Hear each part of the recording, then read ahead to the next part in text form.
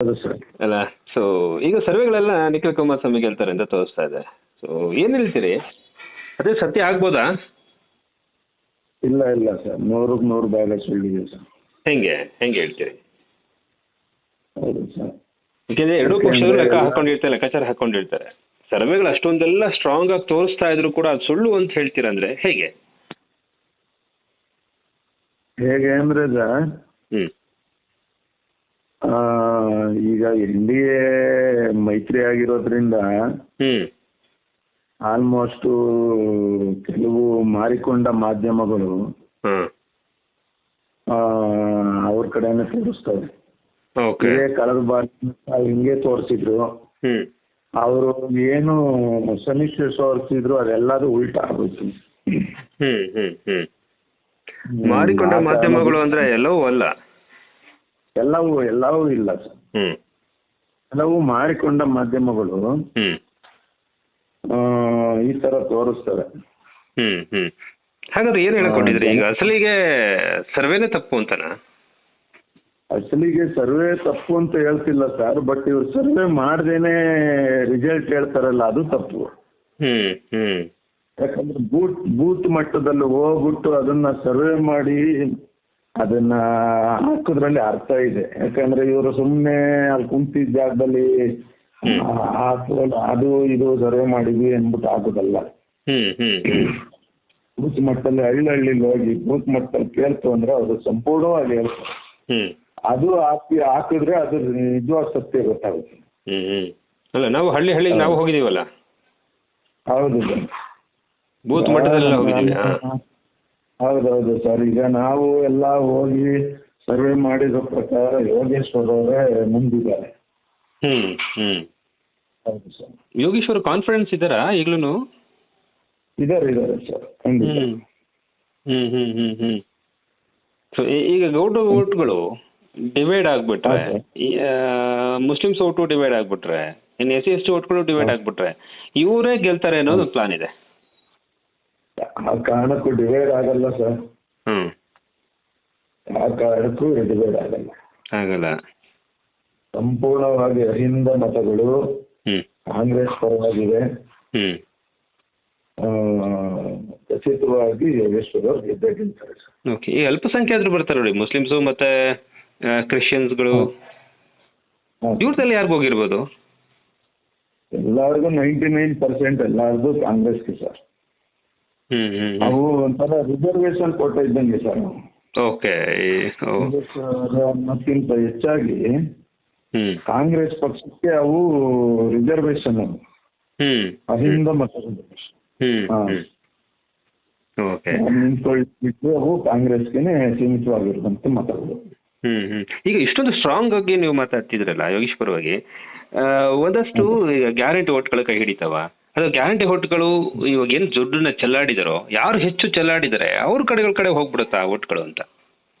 ಇಲ್ಲ ಸರ್, ಜನರೇನು ದಡ್ರಿಲ್ಲ. ಈಗ ಜನಗಳು ಆ ಕಡೆನೂ ಕೊಟ್ಟು ಇಸ್ಕೋತಾರೆ, ಈ ಕಡೆನೂ ಕೊಟ್ಟು ಇಸ್ಕೋತಾರೆ. ಬಟ್ ಅವ್ರ ಮನ್ಸಲ್ಲಿ ಉಳ್ಕೊಂಬಿಟ್ಟಿರುತ್ತೆ. ನಾವ್ ಯಾರು ಓಟ್ ಹಾಕ್ಬೇಕು, ಯಾರು ಎಷ್ಟೇ ಕೊಡ್ಲಿ ಏನು ಬಿಡ್ಲಿ ಅಂತ ಓಟ್ ಹಾಕ್ಬೇಕು ಅನ್ನೋದು ಅವ್ರ ಮನ್ಸಲ್ಲಿ ಯಾವಾಗಿಂದನೂ ಬಂದ್ಬಿಟ್ಟಿರುತ್ತೆ. ಅದು ನಮ್ಮ ಕೈ ಹಿಡಿಯುತ್ತೆ ಅಂತ ನಮ್ ಭಾವನೆ ಇದೆ. ಇದು ನಿಖಿಲ್ ಕುಮಾರಸ್ವಾಮಿ ಹೋದಾಗ ಒಂದು ಜಾತ್ರೆ ಹಬ್ಬದ ವಾತಾವರಣ ಇರ್ತಾ ಇತ್ತು, ಇಡೀ ಯುವಕರೆಲ್ಲ ಬರ್ತಾ ಇದ್ರು, ಇಡೀ ಊರೂರೇ ಹಬ್ಬದ ತರ ನಡೀತಾ ಇತ್ತು. ಬಟ್ ನೀವು ಯೋಗೇಶ್ವರ್ ಈ ಕಡೆ ಎಲ್ಲ ಹೋದಾಗ ಅಷ್ಟೊಂದು ಜನನೇ ಸೇರ್ತಾ ಇರ್ಲಿಲ್ಲ. ಹೌದು ಸರ್, ಈಗ ಜಾತ್ರೆ ನಡೆಯುತ್ತಿದೆ. ಈಗ ಜಾತ್ರೆಗಳಲ್ಲಿ ಕುರಿನ ಬಲಿ ಕೊಡ್ತಾರೆ, ನಾವು ಗಮನಿಸಿರ್ಬೋದು. ಇಂಡಿಯಾದಲ್ಲಿ ಕೂಡ ಹಂಗೆ ಸೇರ್ತಾ ಇದ್ರು, ಜಾತ್ರೆ ತರನೇ ನಿಂತಿದ್ದಾಗ. ರಾಮನಗರದಲ್ಲೂ ಹಂಗೆ ಸೇರ್ತಾ ಇದ್ರು. ಏನಾಯ್ತು ಹೇಳಿ ಕಡೆಗೆ ಫಲಿತಾಂಶ? ಇದು ರಾಜಕೀಯ ಬಲಿ. ಹೌದು ಸರ್. ಅಲ್ಲ, ಇದೆಲ್ಲ ಈಗ ನಾಳೆ ಏನಾದ್ರು ಗೆದ್ಬಿಟ್ಟು ನಿಖಿಲ್ ಕುಮಾರಸ್ವಾಮಿ ಗೆದ್ಬಿಟ್ರೆ ಈ ಮಾತೆಲ್ಲ ನೀವು ಸಾರಿ ಕೇಳ್ಬೇಕಲ್ಲ, ತಪ್ಪು ಅಂತ ಹೇಳಿದ್ದು. ಇಲ್ಲ ಅಲ್ಲಲ್ಲ, ಅದು ಸಾರಿ ಕೇಳೋದಲ್ಲ ಸರ್. ಅಕಸ್ಮಾತ್ ಆಗಿ ಏನಾದ್ರೂ ಅವ್ರು ಗೆಲ್ತು ಅಂದ್ರೆ ನಮ್ಮ ಚನ್ನಪಟ್ಟಣದ ದುರಾದೃಷ್ಟ. ಚನ್ನಪಟ್ಟಣ ಜನತೆಗೆ ಅದೇನೋ ಇದು ಶುರುವಾಯ್ತು ಅಂತಾರಲ್ಲ, ಶನಿಕಟ್ಟ ಶುರುವಾಯ್ತು ಅಂತಾರೆ, ಆ ತರ ಆಗುತ್ತೆ. ಆಯ್ತಾ, ಇವ್ರನ್ನ ಹುಡಿಕಂಡು ಬೆಂಗಳೂರಿಗೋ ಇಲ್ಲ ಅಂದ್ರೆ ಇನ್ನೊಂದ್ ಎಲ್ಲಿಗೋ ಅವ್ರು ಎಲ್ಲಿದಾರೋ ಅಲ್ಲಿಗೆ ಓಡೋಗ್ಬೇಕಾಯ್ತದ. ಅಲ್ಲಿಗೆ ಹೋದ್ರೆ ಇವ್ರು ಸಿಗ್ತಾರೋ ಸಿಗಲ್ವೋ ನಮ್ಗೆ ಮಾಹಿತಿ ಇಲ್ಲ. ಯಾಕಂದ್ರೆ ಅವ್ರ ತಂದೆಯವ್ರನ್ನ 2 ಸಲ ಗೆಲ್ಲಿಸ್ಬಿಟ್ಟು ಕುಮಾರಸ್ವಾಮಿ ಅವ್ರು ಎಷ್ಟು ಬಾರಿ ಚನ್ನಪಟ್ಟಣಕ್ಕೆ ಬಂದು ಜನಸಾಮಾನ್ಯರನ್ನ ಕಷ್ಟಕಾಲ ಆಯ್ತಿದ್ದಾರೆ ಅಂತ ತಾವು ಬೇಕಾದ್ರೆ ಸರ್ವೆ ಮಾಡಿದ್ರೆ ಅವರ JDS ಮುಖಂಡರುಗಳೇ ಹೇಳ್ತಾರೆ. ಅವ್ರನ್ನ ಕೇಳ್ತಾರೆ ಒಂದ್ಸಲಿ, ನೀವು 6 ವರ್ಷ ಆಗಿದೆ, ಚನ್ನಪಟ್ಟಣಕ್ಕೆ ಎಷ್ಟು ಬಾರಿ ಜನಸಾಮಾನ್ಯರ ಕುಂದುಕೊರತೆಗಳನ್ನ ಆಲ್ಸಿಕ್ಕೆ ಎಷ್ಟು ಸಲ ಬಂದಿದ್ದೀರಿ, ಸ್ವಾತಂತ್ರ್ಯ ದಿನಾಚರಣೆ ಬಾವುಟ ಆರ್ಸಕ್ಕೆ ಎಷ್ಟು ಸಲ ಬಂದಿದ್ದೀರಿ, ಕನ್ನಡ ರಾಜ್ಯೋತ್ಸವಕ್ಕೆ ಎಷ್ಟು ಸಲ ಬಂದಿದ್ದೀರಿ, ಗಣರಾಜ್ಯೋತ್ಸವಕ್ಕೆ ಎಷ್ಟು ಸಲ ಬಂದಿದ್ದೀರಿ ಅಂತ ಕೇಳಿ ಅವರ ತಾಲೂಕಿನ JDS ಮುಖಂಡರುಗಳೇ ಬೇಕಾದ್ರೆ ಹೇಳ್ತಾರೆ ಒಂದ್ಸಲಿನೂ ಬಂದಿಲ್ಲ. ಓಕೆ, ಈಗ ಯೂಶುವಲಿ ಒಂದು ಮಾತಿದೆ. ಹೇಳಿ ಹೇಳಿ. ಈಗ ಯೂಶುವಲಿ ಒಂದು ಮಾತೇನಂದ್ರೆ, ಎಷ್ಟೇ ಕೆಲಸ ಮಾಡ್ಲಿ, ಸೊ ಲಾಸ್ಟ್ ಮೂಮೆಂಟ್ ಅಲ್ಲಿ ಯಾರು ದುಡ್ಡು ಕೊಡ್ತೀವಿ, ಯಾರು ಕೈ ಹಿಡಿದು ಕರ್ಕೊಂಡು ಬಂದು ಇಂಥವ್ರಿಗೆ ಓಟ್ ಹಾಕಿ ಅಂತ ಕಿವಿಲಿ ಹೇಳ್ತೀವಿ, ಅಂತವ್ರಿಗೆ ಓಟ್ ಹಾಕಿರೋದ್ರಿಂದ ಅಂತವರ ಮತಗಳೇ ಹೆಚ್ಚು ಬರೋದ್ರಿಂದ ಗೆದ್ಬಿಡ್ತೀವಿ ಅನ್ನೋದ್ರದ್ದು. ಈ ವಿಷಯದಲ್ಲಿ JDS ತುಂಬಾ ಕೆಲಸ ಮಾಡಿದ್ರು. ಬೂತ್ ಮಟ್ಟದೆಲ್ಲ ಕರ್ಕೊಂಡ್ಬಂದು ಓಟ್ ಹಾಕ್ಸೋದು, ಒಬ್ಬ MLA ಒಬ್ಬ ಕಾರ್ಯಕರ್ತರೆಲ್ಲ ಕಾರ್ಯಕರ್ತರ ತರ ಕೆಲಸ ಮಾಡಿದ್ರಲ್ಲಿ ನಿಖಿಲ್ ಕುಮಾರಸ್ವಾಮಿ ಪರವಾಗಿ. ಸೊ ಅವುಗಳೇನಾದ್ರೂ ಎಫೆಕ್ಟ್ ಕೊಡ್ಬೋದಾ ಅಂತ? ಯಾವ್ದು ಯಾಕೆ ಕಾರಣಕ್ಕೂ ಇಲ್ಲ ಸರ್. ನೋಡಿ ಸರ್, ನಾವು ತಳಮಟ್ಟದ ಬೂತ್ ಮಟ್ಟದ ನಾವು ಮುಖಂಡರುಗಳಾಗಿರೋದ್ರಿಂದ ನಮ್ಗೆ ನಮ್ಮ ಇದ್ರಲ್ಲಿ ನಾವು ನಮ್ಮ ಅನುಭವದ ಪ್ರಕಾರ ಏನ್ ಹೇಳ್ತೀನಿ ಅಂದ್ರೆ, ಸ್ಥಳೀಯ ಏನು JDS ಮುಖಂಡರುಗಳಿದ್ದಾರೆ ಅವರೇ ಕೂಡ ಹೇಳಿದ್ದಾರೆ ಖುದ್ದಾಗೆ. ಆಮೇಲೆ ಅನೇಕ TV ಮಾಧ್ಯಮಗಳಲ್ಲಿ ನೀವು ನೋಡಿರ್ಬೋದು, ನಾನು JDS ಪ್ರಾಮಾಣಿಕ ಕಾರ್ಯಕರ್ತನಾಗಿದ್ರು, JDS ಪ್ರಾಮಾಣಿಕ ಮುಖಂಡನಾಗಿದ್ರು, ಈ ಬಾರಿ ನಾವು ಕಾಂಗ್ರೆಸ್ಗೆ ವೋಟ್ ಮಾಡೇ ಮಾಡ್ತೀವಿ ಅಂತ ಬಹಿರಂಗವಾಗಿ ಹೇಳಿದ್ದಾರೆ. ಅನೇಕ TV ಮಾಧ್ಯಮಗಳಲ್ಲಿ ನೀವು ನೋಡಿರ್ಬೋದು, ಬಹಿರಂಗವಾಗಿ ಹೇಳಿದ್ದಾರೆ. ಯಾಕಂದ್ರೆ ಯೋಗೇಶ್ವರ್ ಅವ್ರಿಗೆ 2 ಬಾರಿ ಮೋಸ ಆಗ್ಬಿಟ್ಟಿದೆ. ಈ ಬಾರಿ ಅವರು NDA ಅಭ್ಯರ್ಥಿ ಆಗ್ಬೇಕಿತ್ತು, ಅವ್ರಿಗೂ ಅದನ್ನು ಕೂಡ ಮೋಸ ಮಾಡಿದ್ದಾರೆ. ಆ ಕಾರಣದಿಂದ ನಾವು ಯೋಗೇಶ್ವರ್ ಅವ್ರಿಗೆ ನಾವು ಸಪೋರ್ಟ್ ಮಾಡೇ ಮಾಡ್ತೀವಿ ಅಂತ JDS ಅವರೇ ಹೇಳಿದ್ದಾರೆ. ಈ ಎಲ್ಲ ಕಾರಣದಿಂದ ಯೋಗೇಶ್ವರ್ ಅವರು ಗೆಲುವು ಸಾಧಿಸ್ತಾರೆ. ಅಲ್ಲ, ಇಲ್ಲಿ ರಾಜಕೀಯ ನಡೆಯುತ್ತೆ. ಈಗ ಕಾಂಗ್ರೆಸ್ಗೆ ಓಟ್ ಹಾಕ್ತಿದ್ದವರು ಹೊಸ ಹುಡುಗ ಒಂದು ಅವಕಾಶ ಕೊಟ್ಟು ನೋಡೋಣ, ಬರೀ 3.5 ವರ್ಷ ತಾನೇ, ಒಂದು ಅವಕಾಶ ಕೊಡೋಣ ಅಂತ ಯೋಚನೆ ಮಾಡಿದಂತವ್ರು ಇದಾರೆ. ಇದನ್ನ ಜಾಸ್ತಿ ನಾವು ಗೇಜ್ ಮಾಡಕ್ಕ. ಇದು ಹೊಸ ಹುಡುಗ ಅಂತ ಏನಿಲ್ಲ ಸರ್, ಅವ್ರ ಹಳೆ ಹುಡುಗನೇ. ಚನ್ನಪಟ್ಟಣಕ್ಕೆ ಹೊಸ ಹುಡುಗ ಅಂತ ಅನ್ನಿಸ್ತಿದಾರೆ ಅಷ್ಟೇ, ಇನ್ನೇನಿಲ್ಲ. ಈಗ ಅವ್ರು ಏನ್ ಕೇಳ್ತಿದ್ರು, ಈಗ ಅವ್ರು ಚನ್ನಪಟ್ಟಣಕ್ಕೆ ಇವ್ರ ಕೊಡುಗೆ ಸಾಧನೆ ಏನಿದೆ ಸರ್, ನಿಖಿಲ್ ಕುಮಾರಸ್ವಾಮಿ ಅವ್ರದ್ದು ತಾತ ಮಾಡಿದ್ದು, ಅಪ್ಪ ಮಾಡಿದ್ದು. ಸರ್, ಅಪ್ಪ ಅಭಿವೃದ್ಧಿ ಮಾಡಿಲ್ಲ, ಅದನ್ನ ಕಟ್ಕೊಂಡು ಮಗನ ಓಟ್ ಹಾಕಿ ಅನ್ನೋದಾದ್ರೆ, ವರದೇಗೌಡ್ರು ಮಗನ್ನು ಕರ್ಕೊಂಡ್ಬಂದು ನಿಲ್ಸ್ಬೇಕು ನಾವು. ನಮ್ಮ ಅಪ್ಪ ಕೆಲಸ ಮಾಡಿದಾರೆ, ನನ್ಗೆ ಓಟ್ ಹಾಕಿ ಅಂತ ಕೇಳಿಕಾಗುತ್ತಾ? ನಿಮ್ಮಪ್ಪ ನಿಮ್ ತಾತ ಇದಾಗಿದ್ರು ಅನ್ಬಿಟ್ಟು, ಈಗ ನಿಮ್ ತಾತ ಪ್ರಧಾನ ಮಂತ್ರಿ ಆಗಿದ್ರು ಅನ್ಬಿಟ್ಟು ನಿಮ್ಗೆ ಪ್ರಧಾನ ಮಂತ್ರಿ ಪಟ್ಟ ಕೊಡ್ಬೇಕಾ ನಾವು? ಓಕೆ, ನಿಮ್ ಸಾಧನೆ ಏನ್ ಹೇಳಿ, ನಿಮ್ ಸಾಧನೆ ಏನ್ ತೋರಿಸಿ.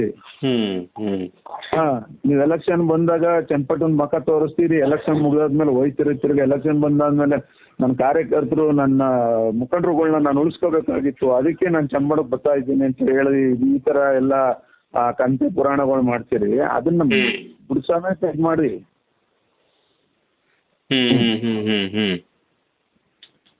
ಓಕೆ, ಯೋಗೇಶ್ವರ್ ಹಾಗಾದ್ರೆ ಲಾಸ್ಟ್ ಸ್ಟೇಟ್ಮೆಂಟ್ ಕೊಟ್ಟಿದ್ದೇನು ಅಂತ ಹಾಗಾದ್ರೆ?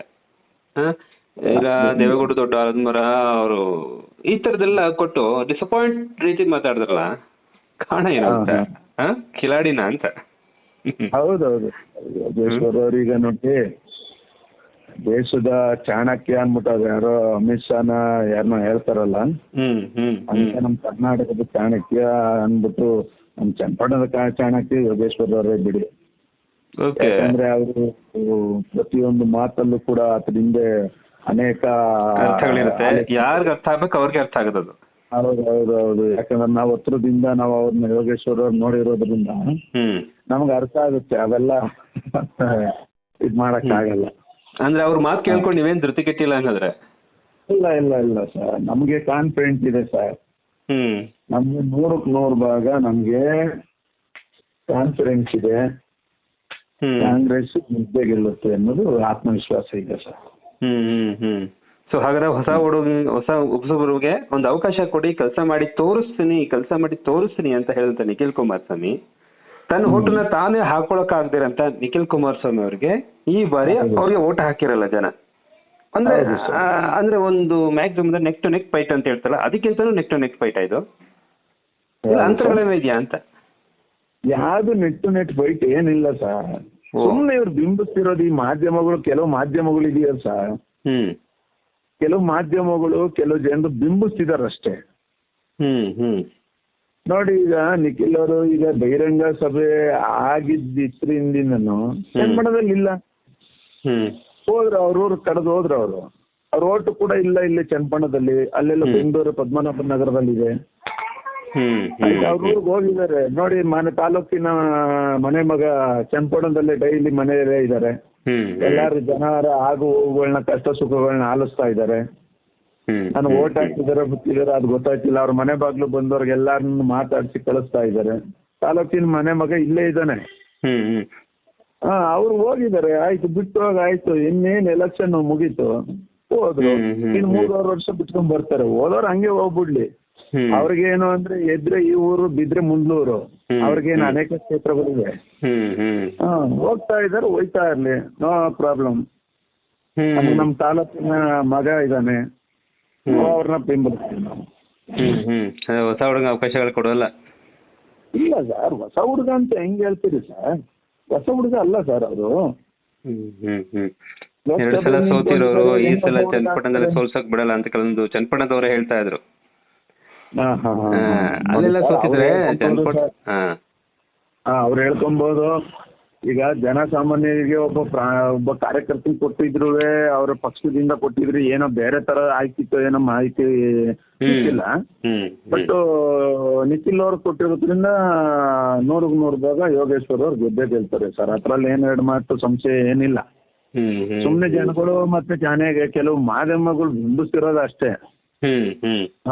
ಸುಮ್ನೆ ಏನು ಅಂದ್ರೆ ಈಗ ಹೆಂಗಿದ್ರು ಸೋಲ್ತೀವಿ, ಬಿಲ್ಟಪ್ ಕೊಟ್ಟೋಣ ಹಾಗಂತ ಕಾರಣಕ್ಕೋಸ್ಕರ ಅಷ್ಟೇ, ಇನ್ನೇನಿಲ್ಲ. ಓಕೆ, ಹಾಗಾದ್ರೆ ನೀವಂತೂ ಧೃತಿಗೆಟ್ಟಿಲ್ಲ, ಆರಾಮಾಗಿದ್ದೀರಿ ನಾಳೆಗೆ ಯೋಗೇಶ್ವರನ ಹೆತ್ತಿ ಕುಣಿಸೋದಕ್ಕೆ. ಹೌದೌದು ಸರ್. ನೋಡಿ ಸರ್, 100ಕ್ಕೆ 100 ಯೋಗೇಶ್ವರ್ ಅವರು ಗೆಲ್ತಾರೆ.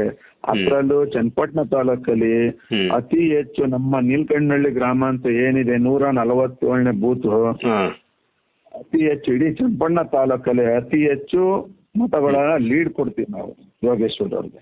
ಹೌದಾ?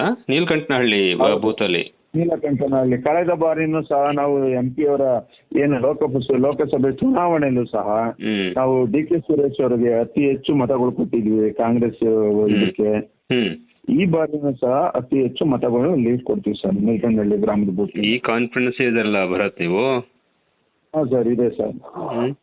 ಸರಿ, ನಮಗೆ ನಮ್ಮ ಮೇಲೆ ಆತ್ಮವಿಶ್ವಾಸ ಇದೆ ಸರ್. ನಮ್ಮ ನೀಲಕಂಠನಹಳ್ಳಿ ಗ್ರಾಮದ ಜನತೆ ಮೇಲೆ ವಿಶ್ವಾಸ ಇದೆ ನಮಗೆ. ಅವರು ಯಾವತ್ತೂ ಅಷ್ಟೇ ಅಭಿವೃದ್ಧಿ ಮಾಡ್ತಾರೆ. ಯೋಗೇಶ್ವರ್ಗೆ ಪ್ಲಸ್ ಅಂದ್ರೆ ಏನು ಆಕ್ಚುಲಿ? ಲಾಸ್ಟ್ ಕ್ವೆಶ್ಚನ್, ಪ್ಲಸ್ ಆಗಿದ್ದೇನು ಯೋಗೇಶ್ವರ್ ಅವ್ರಿಗೆ ಪ್ಲಸ್ ಅಂದ್ರೆ ಯೋಗೇಶ್ವರ್ ಅವರು ಕಾಂಗ್ರೆಸ್ ಬಂದಿದ್ದು ಪ್ಲಸ್ ಇದೆ. ಓಕೆ, ಅಲ್ಲ ಅದೇ ಮೈನಸ್ ಅಂತಾರೆ? No no no sir, jumping ಆ ಕಡೆ ಈ ಕಡೆ ಓಡಾಡ್ತಾನೆ ಇರ್ತಾರೆ, ಯಾವ ಜಿಲ್ಲೆಯಲ್ಲಿ ಯಾವಾಗ ಯಾರು ನಿಂತ್ಕೋತಾರೆ ಗೊತ್ತೇ ಆಗಲ್ಲ ಅಂತ ಹೇಳ್ತಾರೆ. ಹೌದು ಸರ್, ಈಗ ಕ್ಷೇತ್ರದ ಅಭಿವೃದ್ಧಿಗೋಸ್ಕರ ಕೆಲವು ಪಕ್ಷಗಳನ್ನ ಪಕ್ಷ ಅಂತ ಇದ್ ಮಾಡಿದ್ದಾರೆ, ಪಕ್ಷಗಳಿಗೆ ಹೋಗಿದ್ದಾರೆ, ಬಿಟ್ಟು ಬಂದಿದ್ದಾರೆ, ಒಪ್ಪೋಣ ಸರ್.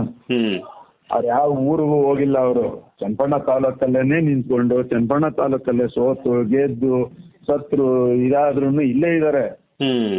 ಕ್ಷೇತ್ರಾಂತರಿ ಆಗಿಲ್ಲ ಅವರು, ಪಕ್ಷಾಂತರಿ ಆಗಿರ್ಬೋದು, ಚನ್ನಪಟ್ಟಣದಲ್ಲೇ ನಿಂತಿದ್ದಾರೆ. ಗೆದ್ರು ಚನ್ನಪಟ್ಟಣದಲ್ಲೇ ಇದ್ದಾರೆ, ಸೋದ್ರು ಚನ್ನಪಟ್ಟಣದಲ್ಲೇ ಇದ್ದಾರೆ, ಸತ್ರು ಚನ್ನಪಟ್ಟಣದಲ್ಲೇ ಅವರು. ಇವ್ರ ತರ ಕ್ಷೇತ್ರದಿಂದ ಕ್ಷೇತ್ರಗಳು ಚೇಂಜ್ ಮಾಡಿಲ್ಲ. ಮಂಡ್ಯ ಆಯ್ತು, ಮಂಡ್ಯದಿಂದ ರಾಮನಗರ ಆಯ್ತು, ರಾಮನಗರದಿಂದ ಚನ್ನಪಟ್ಟಣ, ಈ ತರ ಕ್ಷೇತ್ರಗಳು ಚೇಂಜ್ ಮಾಡಿಲ್ಲ ಅವರು. ಚನ್ನಪಟ್ಟಣದಲ್ಲೇ ನಿಂತ್ಕೊಂಡಿದ್ದಾರೆ. ಕೆಲವೊಂದು ಅಭಿವೃದ್ಧಿ ಕೆಲಸಗಳು, ಇನ್ನೊಂದು ಅನೇಕದ್ದು ಒಂದು ಅಡೆತಡೆಗಳು ಇದ್ರಿಂದನೇ ಏನೋ ಪಕ್ಷಗಳು ಚೇಂಜ್ ಮಾಡಿರ್ಬೋದು ಅಷ್ಟೇ. ಕೆಲವೊಂದ್ಸಲ ಮನೆ ವಾಸ್ತು ಸರಿ ಇಲ್ಲ ಅಂದಾಗ ಕೆಲವೊಂದ್ಸಲ ಬೇರೆ ಬೋಗಿ ಹಾಕೊಳ್ಳೋದು, ಬಾಳಿಕೆ ಹಾಕೊಳ್ಳೋದು ಮಾಡ್ತೀವಲ್ಲ. ಬಟ್ ಜೀವನ ಮಾಡ್ಬೇಕು, ಕೆಲಸ ಮಾಡ್ಬೇಕು ಅಷ್ಟೇ. ಓಕೆ, ಫೈನಲ್ ಆಗಿ 23/2024 ಏನ್ ಹೇಳ್ತೀರಿ? 11 ಗಂಟೆಗೆಲ್ಲ ಮುಗಿದೋಗುತ್ತೆ, ನಾವೇನು ಲೆಕ್ಕಾಚಾರ ಹಾಕಕ್ಕಾಗಲ್ಲ ಇನ್ನು. ನಮ್ಮ ಹೊಂಗನೂರು ಜಿಲ್ಲಾ ಪಂಚಾಯತಿ ಬರ್ತಿದ್ದಂಗೆ ಪಿಕ್ಚರ್ ಗೊತ್ತಾಗ್ಬಿಡುತ್ತೆ ಸರ್ ಎಲ್ಲಾರ್ಗು. ಹೌದಾ? ಮ್ಯಾಕ್ಸಿಮಮ್ ಸಿಟಿಲಿ ಹಾಕಿರ್ಬೋದು, ಹಳ್ಳಿಗಳಲ್ಲಿ ಯೋಗೇಶ್ವರ ವಾಲಿ ಇದೆಯಾ? ಹೌದು ಸರ್. ಈಗ ನೋಡಿ ಸರ್, ಮಾಕ್ಲಿ ಇದರಿಂದ ನಮ್ಮ ಹೊಂಗನೂರು ಭಾಗಕ್ಕೆ ಬರೋಷ್ಟರಲ್ಲಿ ಆಲ್ಮೋಸ್ಟ್ ಎಲ್ಲಾರ್ಗು ನಿದರ್ಶನ ಗೊತ್ತಾಗ್ಬಿಡುತ್ತೆ, ಫಲಿತಾಂಶ ಗೊತ್ತಾಗ್ಬಿಡುತ್ತೆ ಎಲ್ಲಾರ್ಗು. ಆಯ್ತಾ? ಯಾಕಂದ್ರೆ ಟೌನ್ ಅಲ್ಲಿ 50,000 ಓಟ್ ಬಿದ್ದಿರೋದ್ರಿಂದ ಟೌನ್ ಆಲ್ಮೋಸ್ಟ್ ಆಗ್ಲೇ ನಮ್ಗೆ ಗೊತ್ತಾಗ್ಬಿಟ್ಟಿರುತ್ತೆ. ಹೊಂಗನೂರು ಹಳ್ಳಿಗಳ ಕಡೆ ಇದ್ದ ಅದನ್ನೇ ಹೊಂಗನೂರು ಜಿಲ್ಲಾ ಪಂಚಾಯತಿ ಬರ್ತಿದ್ದೆ. Okay, fine. ಹಾಗಾದ್ರೆ ಸೊ ನೋಡೋಣ, ನಾವು ಕೂಡ ಚನ್ನಪಟ್ಟಣದಲ್ಲಿ ಇರ್ತೇವೆ ನಾಳೆ.